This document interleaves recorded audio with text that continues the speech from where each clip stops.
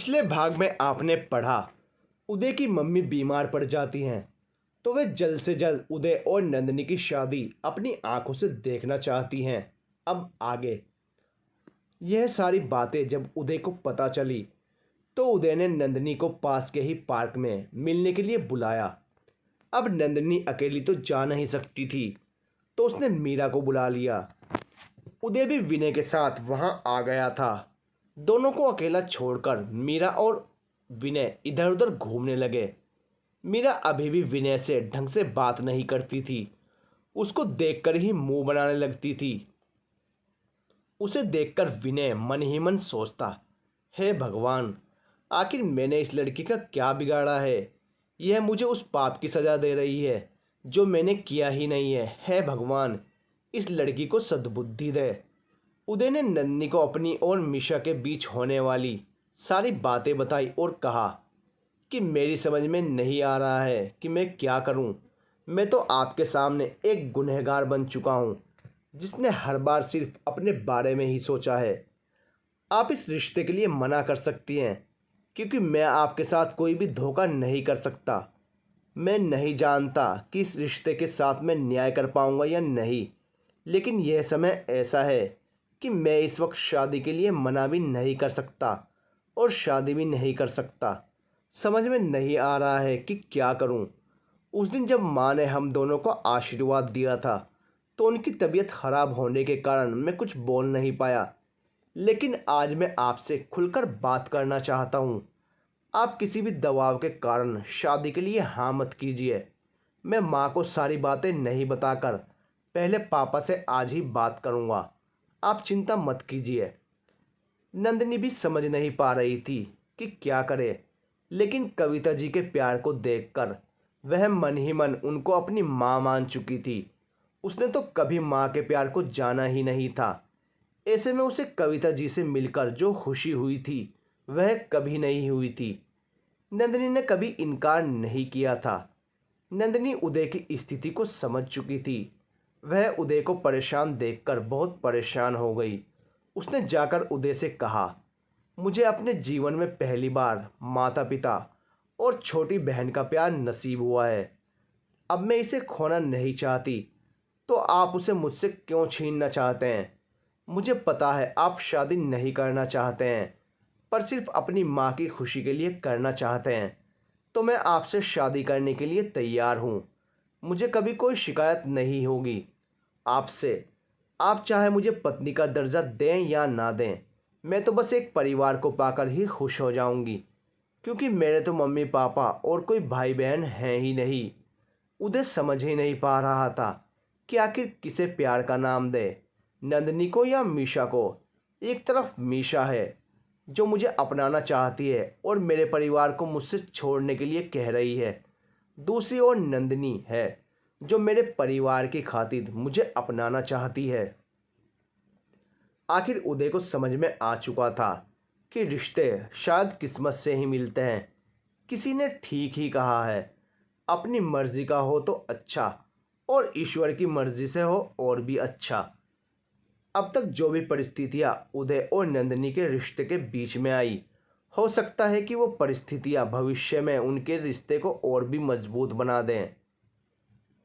उदय नंदिनी का जवाब सुनकर निरुत्तर हो गया और अब कुछ भी ना बोलकर उसने फैसला भाग्य पर ही छोड़ दिया, क्योंकि कुछ दिनों से जो घटनाएं घटी थी वो उसके और नंदिनी के मिलने की तरफ ही इशारा कर रही थी। उदय और नंदिनी वापस घर आ गए। उदय ने यह बात जब विनय को बताई तो उसने भी उदय से यही कहा कि मीशा को सिर्फ अपने आप से मतलब है। अच्छा हुआ जो तू उससे अलग हो गया। आंटी की तो वैसे ही तबीयत ठीक नहीं है। कल को शादी होने के बाद वो अपना रंग दिखाती तब क्या होता? घर का वातावरण ही खराब हो जाता, जिसका आंटी के स्वास्थ्य पर और भी खराब असर पड़ता। जहाँ तक नंदिनी को मैंने जाना है तो वह एक अच्छी और संस्कारी लड़की है। वह आंटी को कभी कोई तकलीफ नहीं देगी। उदय भी अब विनय की बात से सहमत था। उदय ने घर आकर शिखा को नंदिनी की सारी बात बता दी। शिखा तो अपने भाई और नंदिनी के फैसले से बेहद खुश थी। उदय भी अपने माता पिता के द्वारा साधारण तरीके से शादी करने के निर्णय के काफ़ी प्रभावित हुआ। उदय के पिता ने राम स्वरूप जी से भी उदय और नंदिनी की शादी सादे से समारोह में करने की बात कही, तो उन्होंने भी शादी के लिए हाँ कर दी। राम स्वरूप जी भी आलेख जी के इस निर्णय से काफ़ी प्रभावित हुए। नंदिनी की मामी सविता तो बेहद खुश थी, क्योंकि शादी के खर्चे से मुक्ति जो मिल गई थी। नंदिनी के मन में भी अपनी ससुराल वालों के लिए और भी सम्मान बढ़ गया। जल्दी ही विवाह का मुहूर्त निकल गया और विवाह का छोटा सा समारोह आयोजित किया गया, जिसमें बस कुछ खास लोगों को ही बुलाया गया। उदय ने अपने दोस्त विनय और नंदिनी ने अपनी सहेली मीरा को भी बुलाया। विवाह के दिन मीरा ने विनय को ना तो घूर के देखा और ना ही उसे कुछ कहा। विनय तो इस बात को लेकर ही परेशान हो गया। वह मीरा के पास गया और कहने लगा, देवी जी, आज आपकी तबीयत ठीक नहीं है क्या? मीरा ने विनय को गौर से देखते हुए कहा, क्यों, आपको ऐसा क्यों लगा कि मेरी तबीयत ठीक नहीं है? मैं बिल्कुल ठीक हूँ। तो विनय ने कहा, देवी जी, आपने आज मुझे कोई प्रसाद नहीं दिया। मुझे लगा कि आपकी तबीयत ठीक नहीं है। विनय की बात सुनकर मीरा खिलखिलाकर हंसने लगी।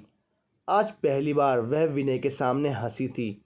वो हंसते हुए बोली, हमने आज आपको इसलिए प्रसाद नहीं दिया क्योंकि हमने आपको क्षमा कर दिया। यह सुनकर विनय का मुंह खुला का खुला रह गया। वह कहने लगा, देवी जी, क्या आप बता सकती हैं कि आपने मुझे किस पाप के लिए क्षमा किया है? तो मीरा ने नाक सिकोड़कर कहा कि आपके दोस्त ने मेरी दोस्त का दिल दुखाया था, यही आपका पाप था। विनय ने फिर पूछा, देवी जी, उन दोनों के कनेक्शन में मेरा कनेक्शन कहाँ था, आप बता सकती हैं? मीरा को बहुत जोर की हंसी आ गई। फिर भी उसने हंसी को रोकते हुए कहा, आप जीजू के दोस्त हैं, अब उनको तो मैं कुछ कह नहीं सकती थी, इसलिए सारा गुस्सा आप पर निकलता था। अब तो कनेक्शन अच्छी तरह समझ में आ गया होगा। विनय मीरा के सामने हाथ जोड़कर बोला, जी देवी जी, बिल्कुल समझ में आ गया। समझो, मेरी 7 पुश्तों के भी समझ में आ गया। मेरे खानदान का बच्चा इस ब्रह्म ज्ञान को कभी नहीं भूलेगा। ऐसा ब्रह्म ज्ञान देने के लिए मेरी 7 पुश्तों आपकी आभारी रहेंगी। धन्य हो देवी, आप महान हैं देवी। आपके चरण कहाँ हैं? धोकर पीने का दिल कर रहा है। अब विनय की बात सुनकर मीरा अपनी हंसी रोक नहीं पाई। बड़ी मुश्किल से अपनी हंसी को दबाते हुए उसने कहा, अभी हमारे चरण बिजी हैं, जब खाली होंगे तो आपको न्योता भेज दिया जाएगा। बहुत अच्छा देवी जी। यह कहकर विनय वहाँ से हट गया। अब तो पूरे विवाह में विनय मीरा के चरणों की तरफ इशारा करता और चरण धोने को कहता और मीरा इशारे से कहती, अभी टाइम नहीं है। शादी के लाल जोड़े में नंदिनी और उदय शेरवानी में बहुत खूबसूरत लग रहे थे। दोनों की जोड़ी बहुत प्यारी लग रही थी। सबने दोनों को ढेर सारे आशीर्वाद दिए। एक अच्छे हंसी खुशी माहौल में दोनों विवाह के बंधन में बंध गए।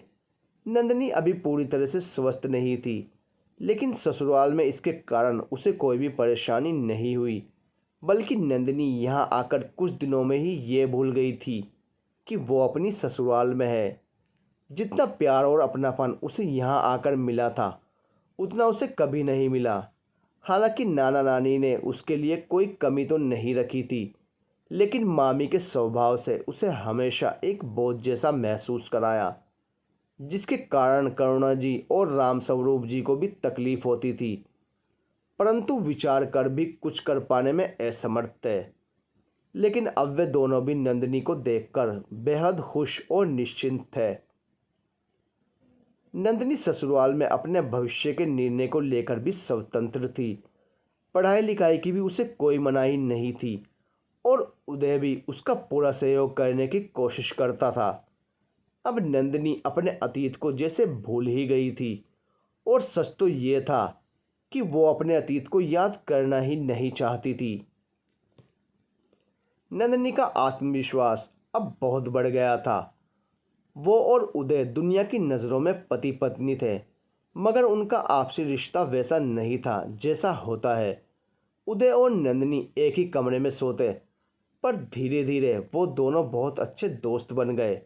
उनका ये रिश्ता नंदिनी के उद्देश्य को पूरा करने में सहयोग ही कर रहा था। नंदिनी जैसे जैसे उदय को समझ रही थी, उसके दिल में उदय के लिए प्यार और सम्मान दोनों बढ़ रहे थे। अब घर का माहौल बहुत बदल गया था। उदय भी समय से घर आ जाता था। नंदिनी और शिखा दोनों बहनों की तरह रहती थी। शाम के समय घर के हॉल में बैठकर सब खूब हंसी मजाक और बातें करते। कविता जी और आलेख जी नंदिनी को शिखा से भी बढ़कर प्यार करते। घर के हंसी खुशी के माहौल के कारण कविता जी की तबीयत भी आप बहुत ठीक रहने लगी थी। नंदिनी उदय को मन ही मन और भी ज़्यादा पसंद करने लगी थी, लेकिन इस बात की खबर उसने उदय को नहीं होने दी थी। यही हाल अब उदय का भी था। वह नंदिनी को घर का सारा काम करते देखता था। उसके संस्कारों ने उदय के दिल में हलचल मचा दी थी। नंदिनी अपनी पढ़ाई के साथ साथ पूरा घर संभाल रही थी। उसके सुघड़ हाथों ने कविता जी की गृहस्थी में चार चांद लगा दिए थे। नंदिनी समय से अपनी सास को खाना देती, दवाई देती, जिसके कारण उनकी तबीयत दिन प्रतिदिन बेहतर होती जा रही थी। धीरे धीरे नंदिनी और उदय का रिश्ता ज़्यादा एक दोस्त से ज़्यादा होने लग रहा था। उदय को नंदिनी के बिना अब चैन नहीं आता था। नंदिनी जब उसके आसपास रहती तो वह सुकून से रहता। जैसे ही नंदिनी उसे दिखाई नहीं देती तो वो उसे पूरे घर में ढूंढने लगता। नंदिनी को अब अपने कैरियर को लेकर काफ़ी मेहनत की ज़रूरत थी, जिसमें उदय ने भी उसका पूरा सहयोग किया। उदय ने तो नंदिनी के सपने को अपना उद्देश्य ही बना लिया था। नंदिनी ने पहली बार में सफलता को आखिर पा ही लिया। नंदिनी का सिलेक्शन एक कॉलेज में साइकोलॉजी की अध्यापिका के तौर पर हो गया। नंदिनी अब आत्मनिर्भर हो चुकी थी, लेकिन उसका मन कुछ ऐसा करने का था जिससे उसे आत्मसंतुष्टि भी मिल सके, क्योंकि उसका उद्देश्य केवल आत्मनिर्भर बनने का नहीं था, जो ज़रूरतमंद लोगों के लिए भी कुछ करना चाहती थी। इसलिए उसने एक एनजीओ के साथ मिलकर सोशल साइकोलॉजी से संबंधित समस्याओं पर एक काउंसलर के तौर पर कार्य करना शुरू कर दिया। एक काउंसलर के लिए जिन योग्यताओं की आवश्यकता होनी चाहिए, वे सभी योग्यताएं नंदिनी में थी, और इसी कारण वो सभी प्रकार के लोगों से बहुत अच्छे से न केवल बात भी कर पाती थी, बल्कि उनकी समस्याओं को बखूबी समझती थी। धीरे धीरे इस क्षेत्र में नंदिनी ने एक अच्छा मुकाम हासिल कर लिया था। साथ ही नंदिनी वृद्ध लोगों से मिलने वृद्धाश्रम भी जाया करती थी।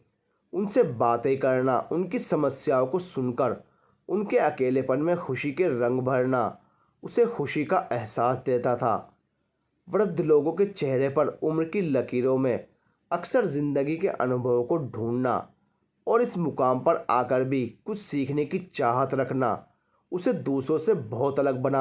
एक दिन नंदिनी ने उस वृद्धाश्रम में कुछ ऐसा देखा कि उसे खुद ही अपनी आंखों पर यकीन नहीं हुआ।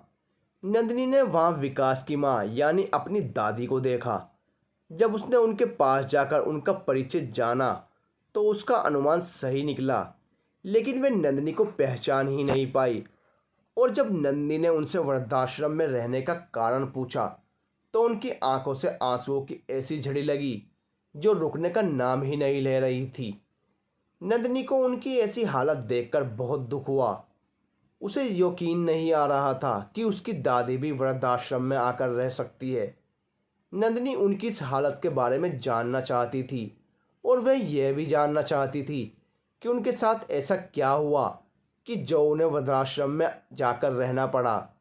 तो उन्होंने नंदिनी से बताया कि मैं बहुत बड़ी पापन हूँ, मैंने बहुत बड़ा पाप किया है और उसके प्रायश्चित के लिए ही मैं वृद्धाश्रम में आकर रहने लगी हूँ। मैंने पोते के मोह में अपनी पहली बहू का 3 बार गर्भपात करवा दिया। चौथी बार भी मैं गर्भपात करवाना चाहती थी, मगर डॉक्टर ने मना कर दिया कि अब अगर ऐसा कुछ किया तो उसकी जान को खतरा है। मैं एक औरत होकर भी एक औरत को ना समझ पाई।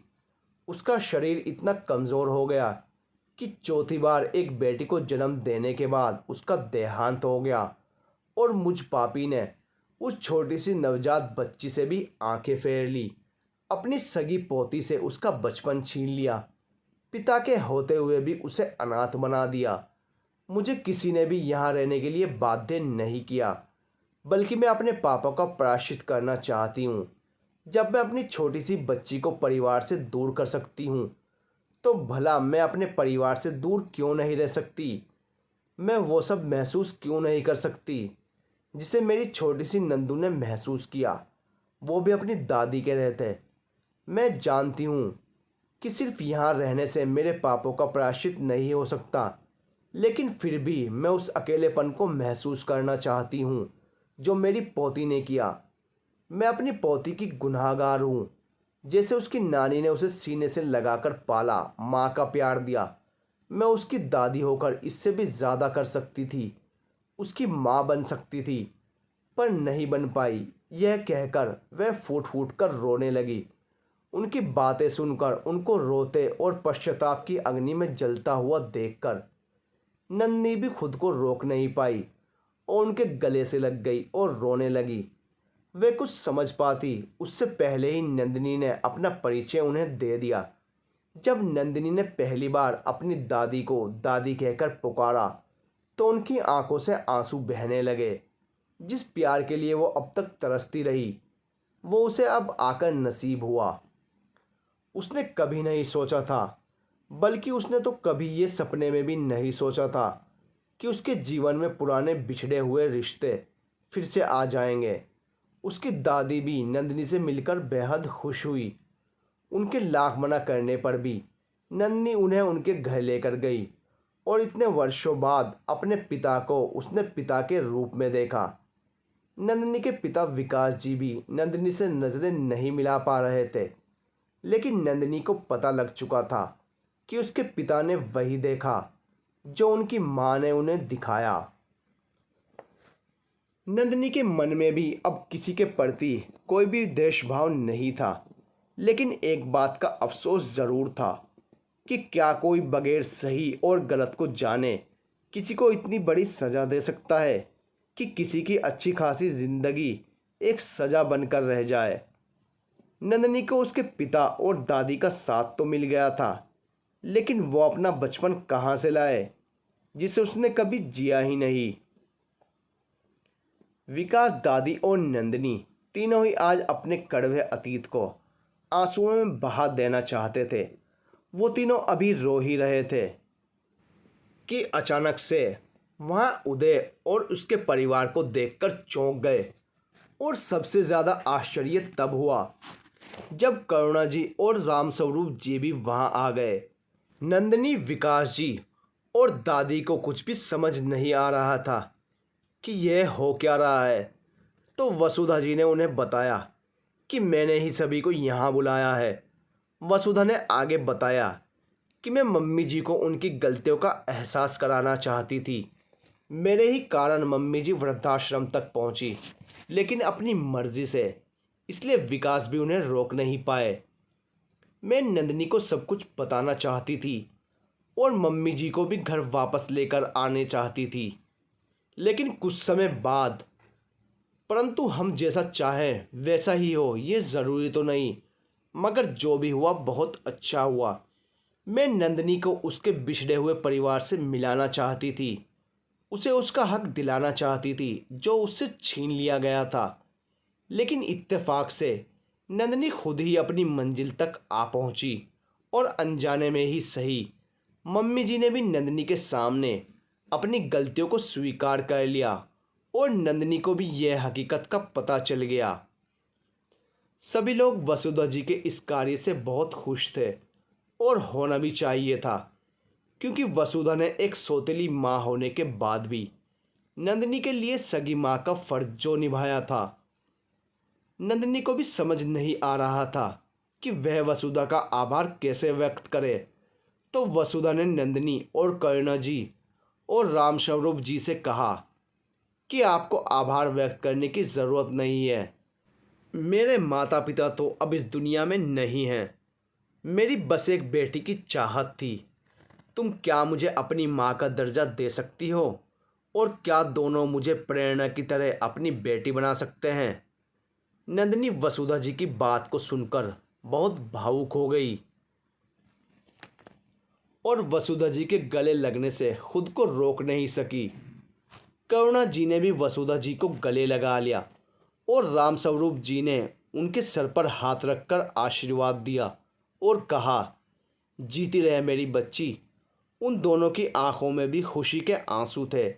नंदिनी की दादी ने उदय के माता पिता से अपनी इच्छा व्यक्त की कि मैं उदय और नंदिनी की शादी दोबारा से कराकर नंदिनी का कन्यादान करना चाहती हूँ।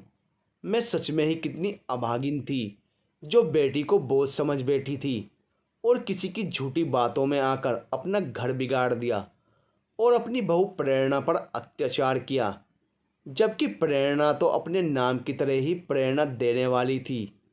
दोबारा शादी के आग्रह से उदय के तो जैसे मन की मुराद ही पूरी हो गई, क्योंकि अब सिर्फ नंदिनी ही नहीं, उदय भी नंदिनी को चाहने लगा था और दोबारा से दिल की गहराइयों से 7 फेरे लेकर उसे पत्नी का दर्जा देना चाहता था। उदय तो मन ही मन बहुत खुश हो रहा था। उदय के मन में भी अपनी रूखी जिंदगी को खुशी से जीने की चाह जाग उठी थी। नंदिनी को भी अपनी जिंदगी में इतना अच्छा कभी महसूस नहीं हुआ था जितना आज हो रहा था। उसके तो पैर जमीन पर ही नहीं पड़ रहे थे। खुशी उसके चेहरे से झलक रही थी जो छुपाए नहीं छुप रही थी। नंदिनी को आज महसूस हो रहा था कि कल तक मेरे मन में जिन लोगों के लिए इतनी नफरत थी, आज वही लोग मेरे अपने हैं। ये जीवन बिना ना जाने कैसे कैसे रंग दिखाता है, कभी हंसाता है तो कभी रुलाता है। उधर मीरा और विनय ने जब यह खबर सुनी तो दोनों खुशी से उछल पड़े, क्योंकि अब बात चरण धोने से आगे बढ़ चुकी थी। नोक-झोंक के साथ शुरू हुई उनकी कहानी अब प्यार तक पहुंच चुकी थी। आज उदय और नंदिनी की शादी बहुत धूमधाम से हो रही थी। विनय और मीरा भी शादी में बढ़ चढ़कर हिस्सा ले रहे थे। जल्दी ही वो दोनों भी शादी करने वाले थे।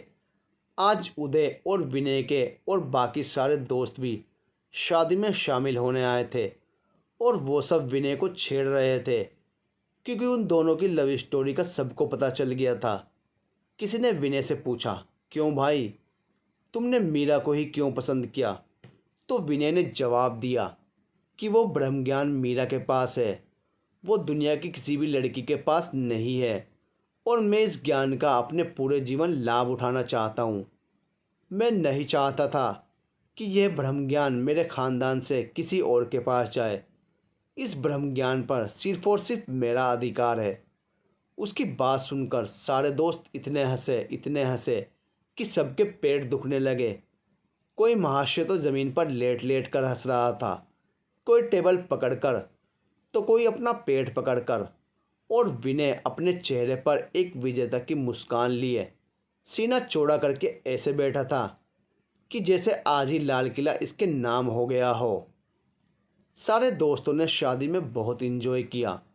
यह शादी एक यादगार शादी बन गई, जिसे जब भी याद करेंगे तो चेहरे पर एक मुस्कान आ जाएगी।